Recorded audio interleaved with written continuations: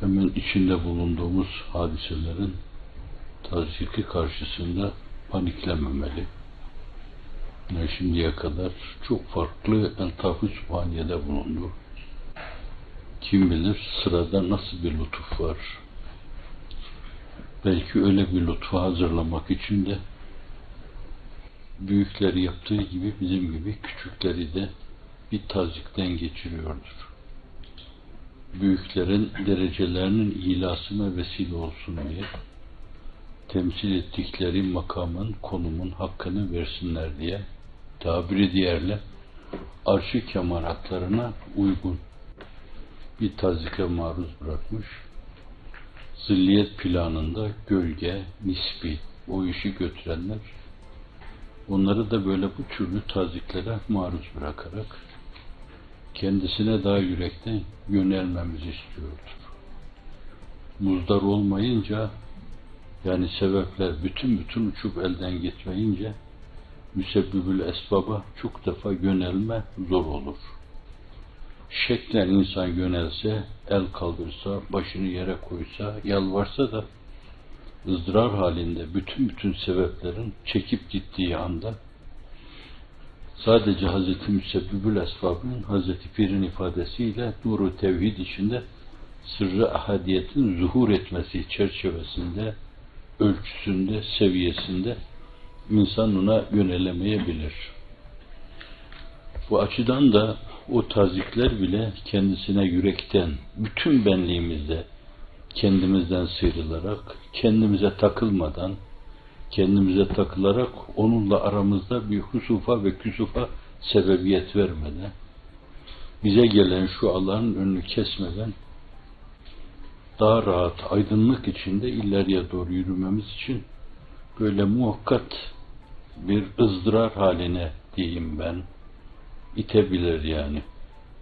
Izdıraplarımız bu ızdırar hali içinde gelecek adına bakarsınız rahmet tayflarına, şualarına dönüşür Allah'ın izni inayetiyle. İnsanlar öteden beri hep böyle kitle psikolojisiyle yanılarak sağa sola saçılmış ve savrulmuşlardır.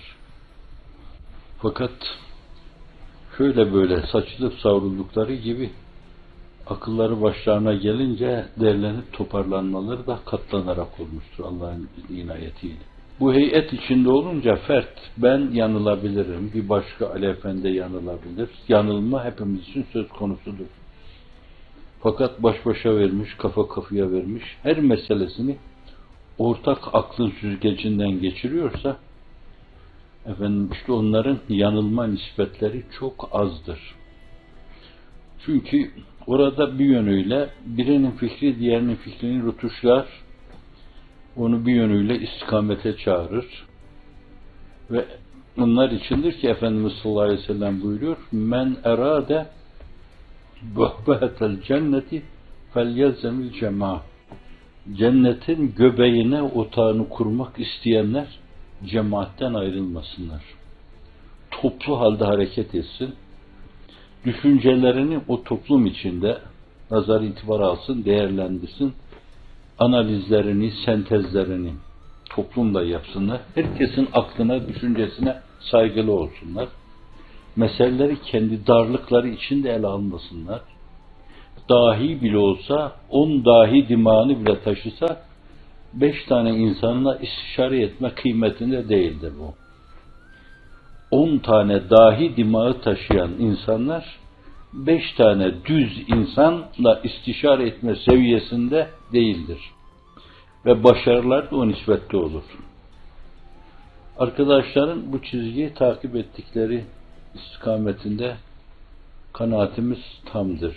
Öyle olmasaydı zaten Allah bütün tokatlar ve dağıtırdı. Gördüğünüz gibi yani 1,5 senelik belki daha eskilere de gidebilir.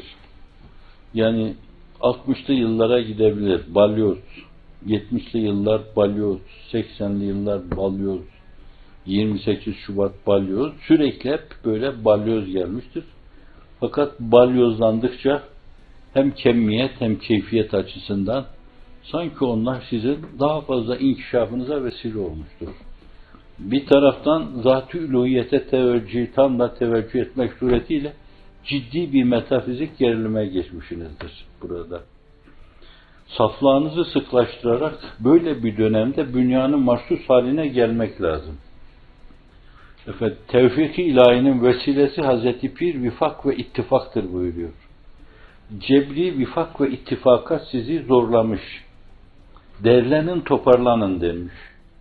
Bir kısım zayıf karakterli insanlarda dökülme olabilir. Siz de derlenip toparlanmışsınız. O da sağanak sağanak tevfikat-ı sübhaniyesini başınızdan aşağı yağdırmıştır. Bu açıdan da böyle bir tazik bile size yeni kapıların açılmasına vesile olabilir yani. Oturur derin derin düşünürsünüz. Kim bilir belki işlerin halk ifadesiyle diyeceğim tıkırında gitmesi bizi biraz böyle ülfet ve ünsiyetle duygu düşünce açısından, meselelere bakış açısından matlaşmaya sevk etmişti. Şimdi yeniden bir kere daha bugüne kadar yapılan şeyleri, arkadaşlarımızın yaptıkları şeyleri, bugüne kadar planlarımızı, projelerimizi ülfet üstü bir daha gözden geçirerek şu da yapılabilir, bu da yapılabilir. Belli bir yolda yürüyorken belki Cenab-ı Hak böyle bir tazikle o yolun kenarlarında yeni şehrahlar oluşturmaya bizi sevk ediyordur. Şunu da yapabilirsiniz. Bidayette arz edildiği gibi yani evlerde tazik gördüğünüz zaman yurda sıçradınız. Bir tazikle yurtları okullar haline getirdiniz. Bir gün geldi okullar, dünya okulları haline geldi. Ve belki binlerce, belki milyonlarca insan size sempati duymaya başladı. İhtida eden insanların sayısını Allah bilir. Ve bu iştirak-ı amaliye, ukreviye felsefesi açısından şayet yarım milyon insan ihtida ettiyse biliyor musunuz bir tek insanın hidayeti zayıf ifadeyle üzerine güneşin doğup battığı her şeyden hayırlıdır. Sahih ifadeyle de yerin kırmızı koyunlar sürüsünden hayırlıdır. Araplar için önemli. Deve sürüsü, sığır sürüsü, koyun sürüsü. Binlercesini görüyorlar. Bir tek insanın hidayetine vesile olma. Düşünün yarım milyon insan, 1 milyon insan ihtida etmişse iştiraki amali ukreviye cihetiyle her bir kardeşin defteri hasenatına o kadar insanın sevabı. Şimdi nerede üzerine güneşin doğup battığı bir insanın hidayetine vesile olmak, nerede 1 milyon insanın hidayetine vesile olma sevabının defterinize akması. Şimdi Cenab-ı Hak böyle bir şeye eğer bunları vesile kılıyorsa, bence o mevzudaki o tazikleri, o balyozları, o mızraklanmaları da yine bir yönüyle rahmet tecellisi gibi görmek lazım. Buna da Hazreti Bir kendi terminolojisi içinde cebri lütfi diyor yani. Zaten maşaallahu kan ve ma lem yeşe lem yekun. O neyi diliyorsa dilediği olur. Ve ma lem yeşe lem yekun, olmasını dilemediği de olmaz. Olmasını, olana da olmayana da irade-i sübhaniyesi taalluk eder, çok incedir. İrade-i sübhaniyesi taalluk etti, oldu. İrade-i sübhaniye taalluk etmedi, o da olmadı, öyle değil. İrade-i sübhaniye olmamaya taalluk etti, o da olmadı. Olan da, olmayan da, inkişaf eden de, etmeyen de onun irade-i sübhaniyesine vabeste. Bu mülahazayı da detayıyla mevkifül akl vel ilim vel alem min rabbil alemin Osmanlıların son Şeyhülislam'ı Mustafa Sabri Bey anlatıyor. Vesselam.